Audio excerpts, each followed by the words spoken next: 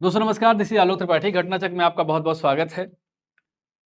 LT की परीक्षा की बहुत हलचल इस समय है और बहुत बड़ा एग्जाम है, कई सालों बाद होने जा रहा है।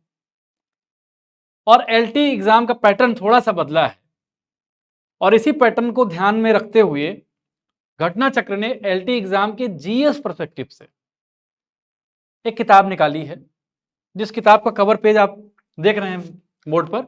और इस किताब का जो प्रत्यक्ष कवर पेज है वो ये आप मेरे हाथों में देख सकते हैं। ये किताब है तकरीबन 360 पेज की, लेकिन इसमें है क्या, क्यों ये महत्वपूर्ण है? तो इसमें एलटी और समानांतर तौर पर जो अन्य एग्जाम होते हैं इसके सिमिलर, उन एग्जाम्स के पीवाईक्यूज को दिया गया है और पीवाईक्यूज के साथ साथ तथ्यात्मक नोट्स भी दिए गए हैं। अब ये किताब क्यों महत्वपूर्ण है, 2 मिनट उसके बारे में बात करूंगा, फिर ये दिखाऊंगा कि इस किताब में कंटेंट का प्रेजेंटेशन कैसा है और आपको कमेंट बॉक्स में एक लिंक दूंगा। उस लिंक के थ्रू अगर आप इस किताब को परचेज करेंगे तो कुछ परसेंट की आपको छूट जरूर मिल जाएगी। तो सबसे पहले आइए देखते हैं एलटी का जो एग्जाम होने जा रहा है। एलटी का जो एग्जाम होने जा रहा है,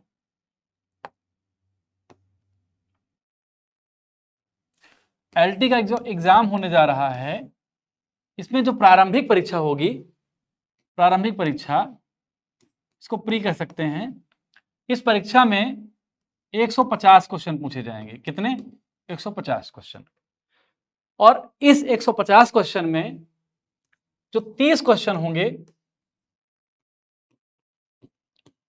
ये होंगे जीएस के, यानी सामान्य अध्ययन के। एलटी कोई भी आपका ऑप्शनल सब्जेक्ट हो, लेकिन इस 30 प्रश्न के लिए आपको लड़ना ही होगा। और बचे 120 क्वेश्चन ये ऑप्शनल सब्जेक्ट के होंगे, जो आपके वैकल्पिक विषय होंगे उससे संबंधित होंगे। ये किताब इसी 30 नंबर पर केंद्रित है, 30 नंबर पर केंद्रित है। इस किताब का उद्देश्य क्या है? सबसे पहले पीवाईक्यूज से आपको गुजारना। आपको पता है कि सिलेबस कितना भी निश्चित हो, लेकिन प्रीवियस ईयर क्वेश्चंस अगर आपको नहीं पता तो आप ये नहीं समझ पाओगे कि सिलेबस से किस तरह आयोग क्वेश्चन पुटअप कर सकता है। यानी पीवाईक्यूज क्या होते हैं? एक मिरर होते हैं, आईना होते हैं, और उसी आईने से गुजरने के लिए इसको तैयार किया गया है। अब पीवाईक्यूज के साथ साथ संबंधित संबंधित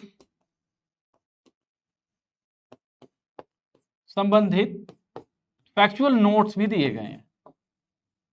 ये नोट्स अगर आप पढ़ लेते हैं तो इस 30 नंबर को बहुत आराम से टैकल कर लेंगे आप। और 200 क्वेश्चन में अगर 30 नंबर की हम बात करें तो this is very significant number which can decide your destiny. यानी 30 नंबर बहुत महत्वपूर्ण है। अब इस किताब के प्रेजेंटेशन में चलते हैं और देखते हैं कि कैसे इस किताब में हमने कंटेंट को प्रेजेंट किया है। कवर पेज है, अच्छे से देख लीजिए। कवर पेज जब आप देखेंगे तो इसमें ये मिलेगा अध्यायवार विभाजित, अध्यायवार विभाजित हल प्रश्न पत्र, तथ्यात्मक नोट्स। एलटी परीक्षा को देखिए इसमें साफ तौर पर लिख भी रहा है। एलटी परीक्षा को दृष्टि में रखकर उत्तर प्रदेश लोक सेवा आयोग शिक्षक भर्ती एवं अन्य परीक्षाओं के प्रश्नों का समावेश, ये कवर पेज पर दिख रहा है। अब कंटेंट में चलते हैं और देखते हैं कि कंटेंट का प्रेजेंटेशन इस किताब में कैसे किया गया है। ये तो पूरा मैंने आपको बताया ही कि 150 प्रश्न होंगे, 120 ऑप्शनल का होगा, 30 इसका होगा।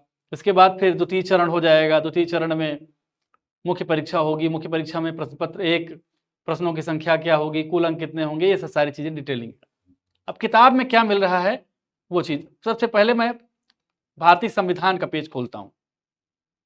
भारतीय संविधान की सामान्य विशेषताएं, ये प्रश्न है, देखिए बहुत ध्यान से आपको देखना है। ये चैप्टर का नाम है और इस चैप्टर में भारतीय संविधान की जो सामान्य विशेषताएं हैं, इस चैप्टर से संबंधित जितने भी प्रश्न आए हैं उन प्रश्नों का समावेश है। और उन प्रश्नों के समावेश के साथ साथ आगे तथ्यात्मक नोट्स कैसे दिए गए हैं वो देख लीजिए। जैसे भारत, प्रश्न है, भारत एक लोकतांत्रिक गणतंत्र है। भारत एक लोकतांत्रिक क्या है? गणतंत्र है। भारत में एक प्रातिनिधिक लोकतंत्र है, एक लोकतांत्रिक समाज है, समाजवाद से बधा हुआ है। ये विकल्प है। और कूट क्या है? 1 और 2 सही, 1 2 4 सही, 2 3 4 सही, सभी चारों सही। ये है। इसका उत्तर हो जाएगा बी, 1 2 और 4। क्या हो जाएगा? 1 2 और 4। इसका उत्तर बी हो जाएगा, क्योंकि भारत के संविधान की प्रस्तावना में ही बात जाहिर है। देखिए, लोकतांत्रिक समाज होना एक अलग चीज है और लोकतांत्रिक देश होना एक अलग चीज है। इसलिए विकल्प सही है। कब कहां आया है? ये यूपी पीसीएस जीआईसी एग्जाम 2008 में ये प्रश्न पूछा गया है। अब दूसरा प्रश्न उस पे आते हैं। भारत एक लोकतांत्रिक गणतंत्र, सॉरी, भारतीय राजनीतिक प्रणाली को कहा जाता है। भारतीय राजनीतिक प्रणाली को क्या कहा जाता है? 3 ऑप्शन है। तो अर्ध संघात्मक सही है, और यूपी पीसीएस जीआईसी एग्जाम 2008 में ये प्रश्न पूछा गया है। व्याख्या भी इसकी दी गई है। अब अगला प्रश्न है, निम्नलिखित में से कौन सा सहभागी लोकतंत्र की सही विशेषता नहीं है? तो इसमें सही विशेषता है शक्तियों का केंद्रीकरण। सही विशेषता नहीं है। ये कहां पूछा है? पीसीएस जीआईसी एग्जाम में पूछा गया प्रश्न है। इसकी व्याख्या दी गई है आगे। और अब क्या दिया गया? अब देखिए, तथ्यात्मक नोट्स दिए गए हैं। इस चैप्टर से जुड़े प्रश्न, इस चैप्टर से जुड़े प्रश्न हैं। पहले जो पीवाईक्यूज जो प्रीवियस ईयर में पूछा गया है, प्रीवियस ईयर में जो पीवाईक्यूज पूछे गए हैं उनको दिया है, और इससे संबंधित जो अदर अन्य तथ्य हैं उनका भी वर्णन इस किताब में आपको मिलेगा। अन्य फैक्ट्स भी आपको मिलेंगे, यानी आपकी कंप्लीट 30 नंबर की तैयारी इस किताब से सुनिश्चित होगी। अब अदर फैक्ट्स की जैसे चर्चा करें हम, तो भारतीय संविधान की विशेषताएं क्या है? प्रस्तावना क्या कहती है? भारत एक लोकतंत्रात्मक गणराज्य है। अगर आपको प्रस्तावना पता है, लोकतंत्रात्मक मतलब डेमोक्रेसी जहां है, जनता सब कुछ डिसाइड करती है। उस किस माध्यम से? चुनाव के माध्यम से। गणराज्य का मतलब देश का मुखिया वंशानुगत नहीं होता, बल्कि जनता द्वारा चुना जाता है, प्रत्यक्ष या अप्रत्यक्ष। गणराज्य से अभिप्राय दिया गया है, कैसी प्रणाली है। भारतीय संविधान की प्रस्तावना में कितने न्याय की बात की गई है? सामाजिक, आर्थिक, राजनीतिक न्याय की बात की गई है। सामाजिक न्याय से अभिप्राय क्या है? जहां जाति, मत, लिंग, जन्म स्थान, धर्म या भाषा आदि में से किसी भी आधार पर भेदभाव ना किया जाए। और आर्टिकल 17 आप देखेंगे, उसको रिलेट कर पाओगे। आर्टिकल 17 को आप रिलेट कर पाएंगे किससे? प्रेमबल से। प्रेमबल से, प्रस्तावना से। प्रस्तावना में क्या है? प्रस्तावना में सामाजिक न्याय की बात की गई है, और सामाजिक न्याय की बात को आर्टिकल 17 से जोड़ दोगे आप। इसी सामाजिक न्याय को कई सारे अदर आर्टिकल से आप जोड़ सकते हैं, जैसे ओबीसी कमीशन की बात की जाए, एससी एसटी कमीशन की बात की जाए, तो आपको जो है पीवाईक्यूज मिल रहा है। पीवाईक्यू के साथ साथ तथ्यात्मक नोट्स भी मिल रहे हैं। मतलब आपकी कंप्लीट तैयारी इस किताब से सुनिश्चित हो रही है। मैं किताब का रिव्यू कर रहा हूँ, बहुत गहराई भी किताब के अंदर नहीं जाऊंगा। जैसे सामाजिक न्याय के बारे में दिया है, राजनीतिक न्याय क्या होता है इसके बारे में दिया है। राजनीतिक न्याय मतदान और चुनाव लड़ने और सार्वजनिक पद प्रतिष्ठा का अधिकार हो। भारतीय जनता में क्या क्या सन्निहित है? भारत में पूर्ण वयस्क मताधिकार है। भारतीय संविधान लचीलापन और कठोरता का मिश्रण है। भारत में संसदीय लोकतंत्र है। ये सारी चीजें भारतीय संविधान की विशेषताओं के संदर्भ में दी गई हैं। ये भी है, एक प्रश्न है, और ये सारी चीजें इधर नोट्स, इधर प्रश्न, इधर नोट्स, इधर प्रश्न, ये आपको सब कुछ यहाँ मिल रहा है किताब में। ये चीज आपको मिल रही है। जैसे अब इसी संदर्भ में आधुनिक इतिहास की बात की जाए, अगर आधुनिक इतिहास की बात की जाए तो आधुनिक इतिहास में ईस्ट इंडिया कंपनी और बंगाल के नवाब के बारे में चैप्टर है। चैप्टर का पहला प्रश्न है, 1756 में फुल्टा शब्द किस संदर्भ में आया था? 4 विकल्प हैं। तो एक टापू का नाम है, ये एक टापू का नाम फुल्टा शब्द है, व्याख्या दी गई है। इसके अलावा दूसरा प्रश्न है, निम्नलिखित में से कौन एक मुगल सम्राट द्वारा नियुक्त बंगाल का अंतिम गवर्नर था? तो ये प्रश्न सही है, मुर्शिद कुली खान इसका आंसर है। और अब इधर देख लीजिए आप, इधर आपको क्या मिल रहा है? तथ्यात्मक नोट्स मिल रहा है। तथ्यात्मक नोट्स में वो सारी जानकारी मिल जाएगी जो आपकी परीक्षा की दृष्टि से महत्वपूर्ण होगी। मुगल सम्राट द्वारा स्वतंत्र रूप से नियुक्त बंगाल का अंतिम गवर्नर कौन था? मुर्शिद कुली खां के बारे में है। इसके बाद अलीवर्दी खां का चैप्टर शुरू होता है। ब्लैक होल की कथित घटना, उसके संदर्भ में बातचीत की होती है। मुगल इतिहासकार गुलाम हुसैन की पुस्तक के बारे में चर्चा है। और भारतवर्ष में ब्रिटिश साम्राज्य का संस्थापक रॉबर्ट क्लाइव को माना जाता है। ये सारी चीजें आपको इस तथ्यात्मक नोट्स में डिटेलिंग में मिलेंगी। मतलब इधर क्वेश्चन, इधर तथ्यात्मक नोट्स, कुछ बचता नहीं है। अब भारत के भूगोल के बारे में अगर हम चर्चा करेंगे तो भारत के भूगोल का जो पहला चैप्टर है इस किताब में, क्षेत्रफल, सीमावर्ती देश और कर्क रेखा है। कन्याकुमारी की अवस्थिति के बारे में पूछ रहा है। कहाँ? यूपीजीआईसी एग्जाम 2012 में। प्रश्न पूछ रहा है नगरों में कौन कर्क रेखा से निकटतम दूरी पर है? यूपीजीआईसी 2010 में पूछ रहा है। अब ये सारी चीजें हैं, इसकी व्याख्या है। और इधर देखिए तथ्यात्मक नोट्स है, ये तथ्यात्मक नोट्स है जिसके बाद भारत के जो भौगोलिक स्थिति है उसके संदर्भ में पूरी व्याख्या, पूरी चीजें, all the detailings have been concluded in factual notes.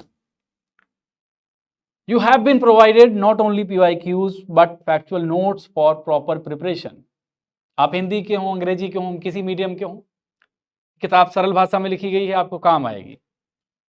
और ये सारी चीजें मैंने आपको बताई। देखिए मैं आपको फिर से एक छोटी सी डिटेल के साथ बात समाप्त कर दूंगा। किताब है हमारी किताब LT ग्रेड शिक्षक भर्ती के बारे में है, जो GS का 30 नंबर होता है उसके संदर्भ में ये किताब है, उसके संदर्भ में ये किताब है।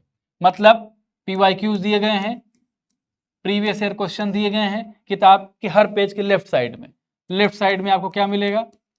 लेफ्ट साइड जो आप देखेंगे तो PYQs मिलेगा। और राइट साइड क्या मिल रहा है आपको? जब आप राइट साइड जाओगे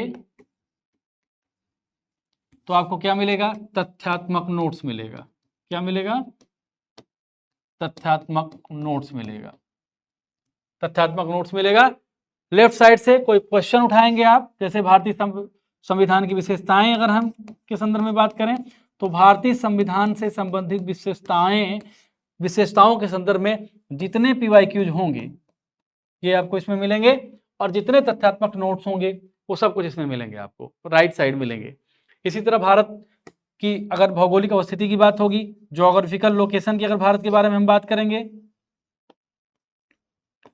तो ज्योग्राफिकल लोकेशन से संबंधित जितने भी PYQs होंगे, प्रीवियस ईयर क्वेश्चंस होंगे, वो लेफ्ट साइड मिलेंगे, और जितनी भी तथ्यात्मक जानकारी होगी वो राइट साइड मिलेगी। ये इस किताब का प्रेजेंटेशन है। किताब के अगर हम पेजेस की बात करें तो किताब के अगर पेजेस की बात करें तो किताब के पेजेस हैं ओनली 360 360 पेज की किताब है। और इसका मूल्य जो है उसके बारे में बात करते हैं, 290 रुपये इसका मूल्य है।